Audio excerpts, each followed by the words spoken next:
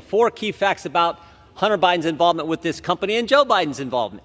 First, Hunter Biden gets put on the board of Burisma. Second, he's not qualified to be on the board of Burisma. Don't take my word for it. He said it himself. Third, he's asked by the executives of Burisma, can you weigh in with Washington, with D.C. to help alleviate the pressure we are under? 3 days later, the Vice President of the United States, now President Joe Biden, goes to Ukraine and conditions American tax dollars for Ukraine on the firing of the prosecutor who was applying the pressure to the company Hunter Biden was on the board of.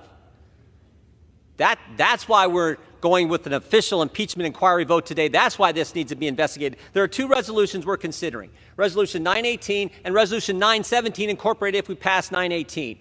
Three names mentioned in those two resolutions. One name, of course, is Joe Biden, President of the United States. But the other two names in Resolution 917 are two DOJ tax lawyers, Mark Daly and Jack Morgan. Two guys we want to talk to that the Biden Justice Department says we're not going to let you talk to them. With this vote, we think we get to talk to those individuals. And here's why it's important.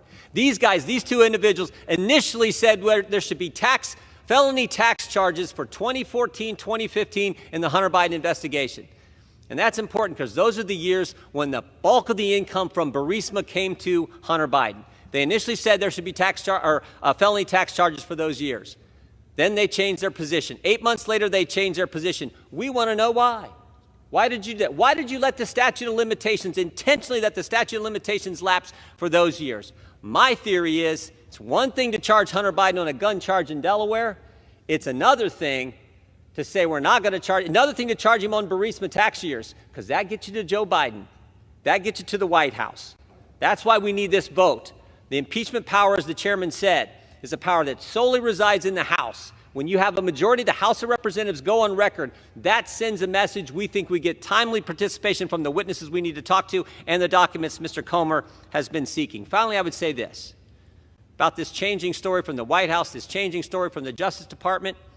Today, Hunter Biden did a press conference. He was supposed to be in a deposition. He did a press conference. And at that press conference, he said, my father was not financially involved in the business. Well, that's an important qualifier. We haven't heard that. For 3 years, we haven't heard that. All we've heard is Joe Biden had no involvement. Now his son does a press conference when he's supposed to be being deposed and says he wasn't financially involved. Well, what involvement was it? We know there was phone calls, dinners, and meetings. What involvement was it? That's why we want to ask these questions with important witnesses. That's why this resolution is important. I urge a yes vote. With that, I yield back.